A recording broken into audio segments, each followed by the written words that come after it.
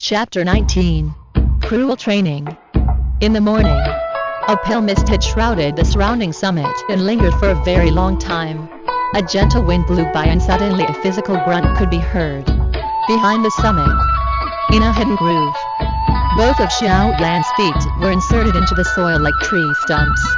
His toes clung to the ground while he gnashed his teeth together and had cold sweat pour over his forehead. He only wore short pants, and on his naked upper body were crisscross scars. Behind Xiao Lan was Yao Lao in spirit mode, cross-legged above a giant stone. His face was solemn as he gazed at Xiao Yan clenching his teeth to fight off the pain, and then his palm softly swung upwards. Following Yao Lao's palm, a red, materialized Doki shot out from Yao Lao's palm, just like a whip. It harshly smashed against Xiao Lan's shoulder, leaving behind a long bruise. As the corners of his mouth violently trembled, Xiao Yan inhaled cold air through the slivers between his teeth in response to the pain. Xiao Yan's shoulder numbed and a wave of scorching pain made its way to his heart. Under the brutal pain, Xiao Yan felt his feet soften and almost fell off balance. Under the violent pain, the original weak Doki within Xiao Lan became more animated than before and quickly flowed through the key paths and pressure points on Xiao Lan's shoulder. Strands of cool slowly seeped into his bones and quietly strengthened in the progress. Again, when the pain on his shoulder gradually faded away, Xiao Yan's young face was filled with persistence and stubbornness and yelled while clenching his teeth.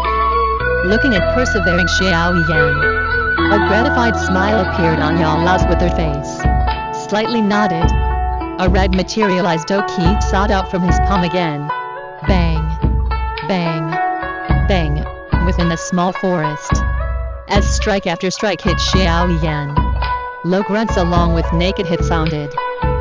Every one of Yao Lao's attacks were at the exact point of maximum endurance for Xiao Yulan's body. The attacks wouldn't harm Xiao Yan seriously but still brought Xiao Yan the maximum pain possible. The pain from the Doki lashes caused an unbearable pain, forcing Xiao Yan's young face to contort in agony. On his body, with Yao Lao's swings, more and more crisscross scars appeared. Bang! Another materialized Doki shot out, and the wood stake like Xiao Yan finally reached his limit. With weakened legs, he fell down paralyzed, fiercely gasped for air. Xiao Yan wiped away the cold sweat on his forehead and lifting his head up to make a rough smile, he asked, "Teacher, how was it?" "Not bad. You took 84 Doki lashes today. That's a lot better than when you started out half a month ago and only able to take 9 lashes? Yao Lao had a smile on his face and nodded. A glint of surprise flirted across his eyes. In the past half-month, the tenacity that Xiao Yan displayed was far beyond what was originally expected. For example, today, Yao Lao had originally thought that 70 Doki lashes was Xiao Lan's limit, but the later had persevered to 84 lashes. Yao Lao could not help but admire the spirit of Xiao Yan. After listening to Yao Lao's words, Xiao Yan let out a deep breath and slumped on the ground. When he regained feeling, he slowly crawled back up and put back on the clothing he had taken off and placed on a nearby rock. When wearing the clothes, whenever the cool fabric touched against the bruises, Xiao Yan winced and gritted his teeth. The transparent Yao Lao turned into a ray of light and disappeared within a black ring. Before disappearing, he left behind a phrase that he had said countless times.